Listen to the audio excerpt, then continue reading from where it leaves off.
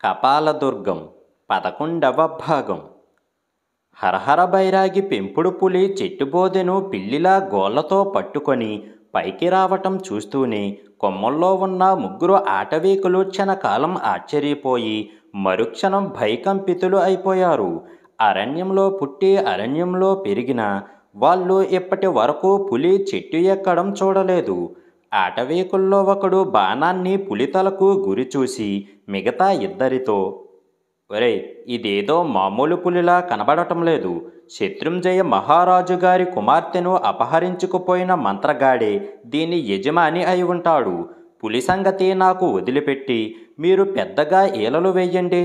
రాజుగారి సేనానాయకుడు సహాయం రాకపోడు అని అన్నాడు. ఆ వెంటనే ఆటవీకుల్లో ఇద్దరు చెవులు దిబ్బెళ్ళు పడేలా ఈలలు వెయ్యసాగారు. విల్లంబులు పట్టిన మూడోవాడు గురిగా బాణాన్ని హరహర బైరాగి పెంపుడు పులి తలకు తగిలేలా కొట్టాడు. బాణం దెబ్బ తింటూనే పులి పెద్దగా గాండ్రిస్తూ చెట్టుబోదె నుంచి జర్రున జారి కింద పడింది. అది చూస్తూనే హరహర బైరాగి, కపాలగురో అంటూ పెద్దగా అరిచి మంత్రదండంలో నుంచి చర్రున కత్తి బయటికి లాగాడు. పులి పడుతూ లేస్తూ అతడి ముందుకు వచ్చి నిలబడింది. అనంతశర్మ చుట్టూ ఓ మారు కలయ చూసి గజదొంగ నరేంద్రుడితో, అన్నా నరేంద్ర, చెట్టు దిగి పారిపోవటమో లేక మన మీద బాణప్రయోగం చేస్తూ దాడికి రావటమో చెయ్యక ఈ ఆటవీకులు అలా ఈలలు వేస్తున్నారేమిటి అని అడిగాడు. నరేంద్రుడు తల వంచుకొని ఏదో ఆలోచిస్తున్నవాడల్లా చప్పున తల ఎత్తి, తమ్ముడు అనంత, మనం ఏదో చిక్కుల్లో పడబోతున్నాము. సమయం ఆపద కలిగించేలా ఉన్నది. అజితుడు ఎక్కిన ఏనుగుతో పోయిన అశ్వీకులు తాము దూరాన చాలామంది ఆటవీకుళ్ళు చూసినట్టు చెప్పారు. కానీ ఈ అరణ్యంలో కదిలే ప్రతి చిన్న సవ్వడిని గుర్తించుకునే నాకు మాత్రం ఈ ప్రాంతంలో ఎక్కడో ఒక సేన కదులుతున్న సూచనలు వినిపిస్తున్నాయి అన్నాడు నాలుగు వైపులా కలయజూస్తూ. హరహర బైరాగి కత్తితో పులితల నుంచి బయటికి పొడుచుకు వచ్చిన బాణాన్ని కోయబోతూ చప్పున నరేంద్రుడికేసి తల తిప్పి, నరేంద్ర, పెద్ద అశ్వసేన ఇటు రావటం అంటే ఏదో రాజు ఈ ప్రాంతాన తిరుగుతున్నాడనే కదా అర్థం. అలా అయితే మనం ఆపదలో పడిపోతాము అని అన్నాడు. ఆ మాటలకు అనంతశర్మ నవ్వి, ఆ అశ్వసేన యశ్వంత నగరాన్ని పరిపాలించే మహారాజు గారిది అయి ఉంటుంది. అప్పుడు ఆపదలో పడేవాళ్ళము మేము కాదు, నువ్వు. ఆయన మంత్రి కొడుకైన కుముదుడు నీ కారణంగానే కొండ మీద నుంచి పడి తల చిదగ్గొట్టుకున్నాడు అని అన్నాడు. హరహర బైరాగి కత్తిని తిరిగి మంత్రదండ వరలో పెట్టి పులితల మీద బాణపు కొనను వేళ్లతో నిమురుతూ, ఆ కుముదుడిది చాలా చేవగల తల. అది కపాలదుర్గానికి ఎంతో అలంకారప్రాయంగా ఉండవలసింది. వాడు భీరువుగా నా నుంచి పారిపోయే ప్రయత్నంలో దాన్ని ఎందుకో పనికిరాని ముక్కలుగా చెక్కలుగా చేశాడు అన్నాడు కోపంగా. ఆ ముగ్గురు ఇలా మాట్లాడుకుంటూ చెట్టు మీద ఆటవీకులు ఏం చేస్తున్నది గమనించలేదు. ఆటవీకులు చెట్టు దిగి నిశ్శబ్దంగా పొదల చాటు నుంచి నడిచి వచ్చి హఠాత్తుగా వాళ్లను సమీపించి బాణాలు గురిచేసి, ఒరేయ్, కదిలారో ప్రాణాలు తీయగలం. శత్రుంజయ మహారాజు గారి కుమార్తెను ఎక్కడ దాచారో చెప్పండి. ఆయన మిమ్మల్ని వేటాడేందుకు సైనికులతో అడివంతా గాలిస్తున్నారు అని అన్నాడు. శత్రుంజయ మహారాజు పేరు వింటూనే అనంతశర్మ ఉలిక్కిపడ్డాడు. నరేంద్రుడు సంగతి ఏంటో అర్థంగాక గొడవ పడిపోబోతూ ఆటవీకులతో, ఒరేయ్, నా పేరు తెలియకపోయినా ఈ అరణ్యంలో ఏదో ఒకనాడు మీరు నన్ను చూసే ఉంటారు. జాగ్రత్త, మతిపోయిన వాళ్ళలా మాట్లాడకండి. ఈ కత్తిమొనతో మీ గొంతులకు బిళ్ళాలు పెట్టి తాగిన ఇప్పకళ్ళు బయటపడే మార్గం చూడగలను అన్నాడు రౌద్రంగా. ఆ మాటలు వింటూనే ఆటవీకుల్లో ఒకడి చేతుల్లోని విల్లంబులు గడగడా వణికాయి. వాడు తత్తిమ ఇద్దరినీ హెచ్చరిస్తూ, ఒరేయ్, తొందరపడకండి. ఇతడు నరేంద్రుడు అనే గజదొంగ అయి ఉంటాడు. మన జాతి వాళ్లను చాలాసార్లు రాజభటుల నుంచి క్రూర మృగాల నుంచి రక్షించాడు అని అన్నాడు. అలాగా, అయితే ఈ పెంపుడు పులి వేసగాడి మాటేమిటి?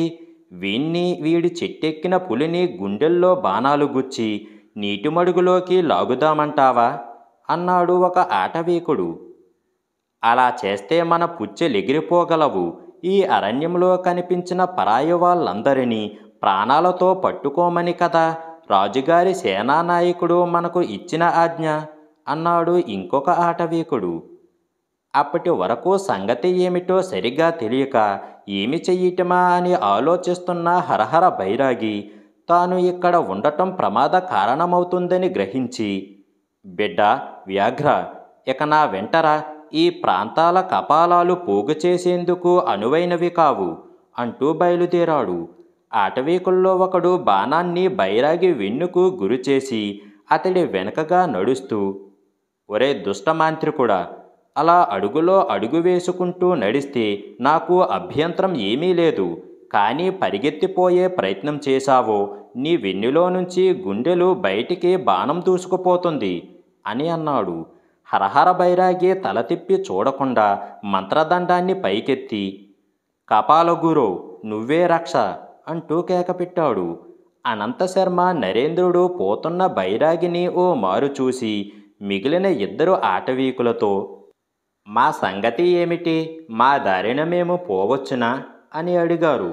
ఆ ప్రశ్న వింటూనే ఆటవీకుల్లో ఒకడు విల్లంబులను దించి నరేంద్రుడితో, అయ్యా, మేము మిమ్మల్ని విడిచిపెట్టిన ఈ ప్రాంతాలను చుట్టుముట్టి ఉన్న శత్రుంజయ రాజుగారి సైనికుల కంటబడకుండా మీరెక్కడికి పారిపోలేరు అని అన్నాడు. నరేంద్రుడు పెద్దగా నిట్టూర్చి, తమ్ముడు అనంత, ఈ ఆటవీకుడు అన్న దాంట్లో నిజం లేకపోలేదు. మనం ఇక్కడే ఉండి ఏం జరుగుతున్నదో చూద్దాము అని ఆటవీకుడితో, రాజుగారి కుమార్తెను ఎవరో అపహరించుకుపోవటం ఏమిటి? ఆవిడి కోసం ఇక్కడ మార్గాన తీర్థయాత్రలకు పోతున్న మమ్మల్ని మీరు అటకాయించటం ఏమిటి అని అడిగాడు. ఆ ప్రశ్నకు ఆటవీకులు జవాబు చెప్పలేదు. అంతలో హరహర బైరాగి గురో అంటూ పెట్టిన కేక పెద్ద పులి కసిగా గాండ్రించటం వాళ్ళ చెవిలో పడింది.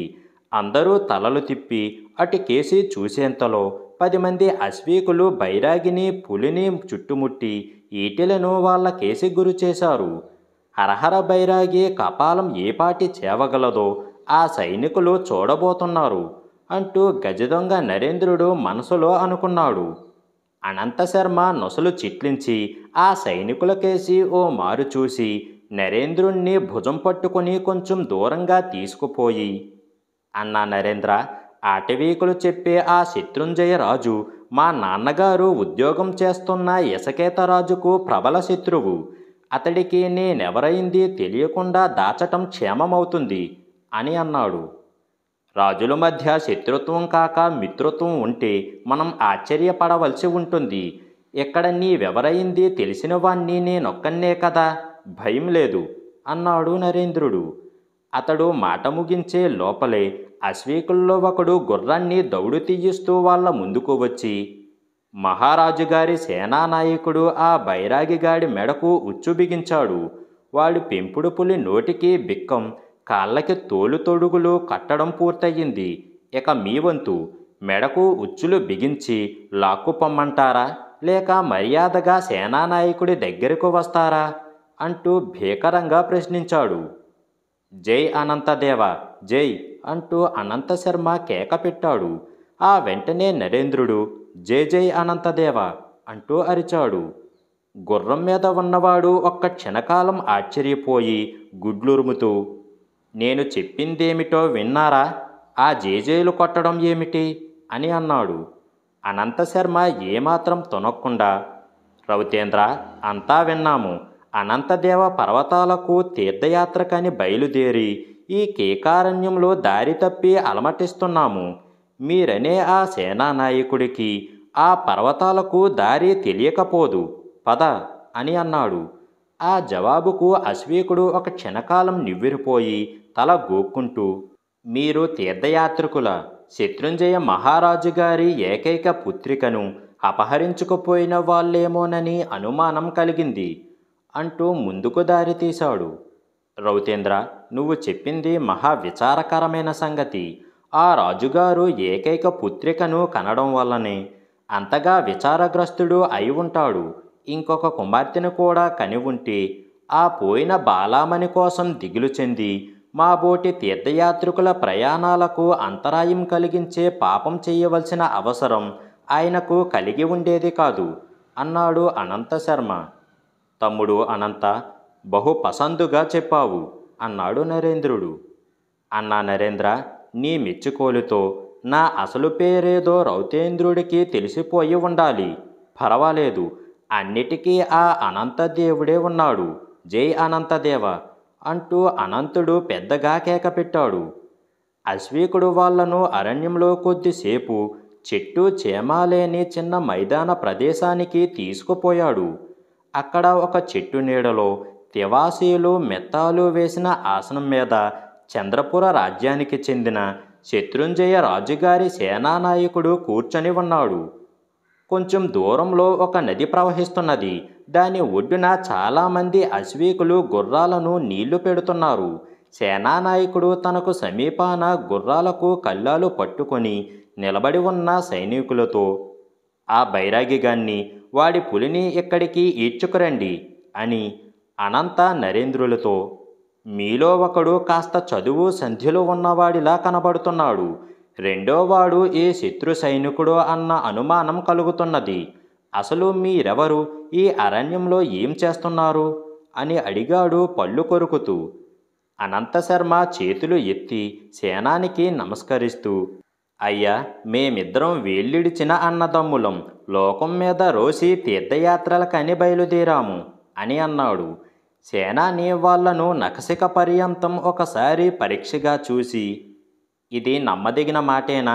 ఇంత చిన్న వయసులో లోకం మీద అంత రోత ఎందుకు కలిగింది అని అన్నాడు. మహాసేనాని గారు, క్షమించాలి. ఒక రకంగా లోకానికే మా మీద రోత కలిగిందనుకోండి. అది భరించలేక ఇలా యాత్ర బయలుదేరాము అన్నాడు అనంతశర్మ. సేనానాయకుడు అయిష్టంగా తలాడిస్తూ, మీ మోసపు మాటలు నా దగ్గర సాగవు. తీర్థయాత్రలకు పోయే వాళ్లకు ఈ మహారణ్యంలో ఏం పని? ఒరే, వీళ్ళిద్దరినీ చెట్లకు కట్టండి అంటూ సైనికులను ఆజ్ఞాపించాడు. ఆ మాటలతో గజదొంగ నరేంద్రుడు రెచ్చిపోయి కత్తి దూయబోయిన వాడల్లా అనంతశర్మ సైగ చెయ్యటంతో ఆగి కోపంతో వణికిపోతున్న గొంతుతో, ఇంతకు మేము చేసిన నేరం ఏమిటో చెప్పారు కాదు, మమ్మల్ని చెట్లకు కట్టడం ఎందుకు అని అడిగాడు. సేనాని ఈసారి మీసం తిప్పుతూ, ఎందుకా? శత్రుంజయ మహారాజు గారి కుమార్తె చారుమతిని అపహరించి ఎక్కడో దాచినందుకు అని అన్నాడు. ఆ జవాబుకు అనంతశర్మ కోపం పట్టలేక ఏదో అనబోయేంతలో సైనికులు హరహర బైరాగిని, మూతికి బిక్కం, కాళ్లకు చర్మాలు బిగించి ఉన్న అతడి పెంపుడు పులిని అక్కడికి తెచ్చారు. హరహర బైరాగి అనంత నరేంద్రులను చూస్తూనే, మహాసేనాని, నేను తమకు ఇంతకు ముందు మనవి చేసినట్టు ఈ అరణ్యంలో కపాలకేసిని పూజ కోసం ఎండు కపాలాలు ఏరుకు బతికేవాణ్ణి. వీళ్ళిద్దరూ తమ శత్రువైన ఎసకేతరాజు ఆస్థానపు చారులు. ఈ దండకడియాలు కోరమేసాలు వాడి పేరు నరేంద్రుడు, రెండవ వాడు అనంతశర్మ అని అన్నాడు. అదే సంగతి. ఒరే దుష్టులారా, యువరాణి చారుమతిని ఈ దాపులు గల ఏ కొండగుహలో దాచారు? చెప్పకపోయారో మిమ్మల్ని నిలువునా నరికేస్తాను అన్నాడు సేనాని ఆసనం మీద నుంచి లేచి కత్తి దూస్తూ. అనంతశర్మ తనకు చేతనైన మంత్రాన్ని ప్రదర్శించి అక్కడి నుంచి పారిపోవటం సాధ్యమవుతుందా అని ఆలోచించాడు. అంతమంది సైనికులలో దుస్సాహసీకులైన ఒకరిద్దరు తమ మీద కత్తులు ప్రయోగించే ప్రమాదం ఉన్నదని అతడికి తోచింది. అయ్యా, యువరాణి చారుమతిని ఆ నది ఒడ్డున ఒక కొండగుహలోకి ఎవరో నలుగురు మనుషులు లాక్కుపోవటం మేము కల్లారా చూశాము. అక్కడికి తీసుకుపోతే గుహ ఏదో గుర్తించగలము అన్నాడు అనంతశర్మ. నరేంద్రుడు ఆశ్చర్యపోతూ అనంతశర్మ కేసి చూశాడు. సేనాని చిరునవ్వు నవ్వి, అలా దారికి రండి అంటూ 10 మంది సైనికులతో అనంత నరేంద్రుల వెంట బయలుదేరాడు. ఇంకా ఉంది.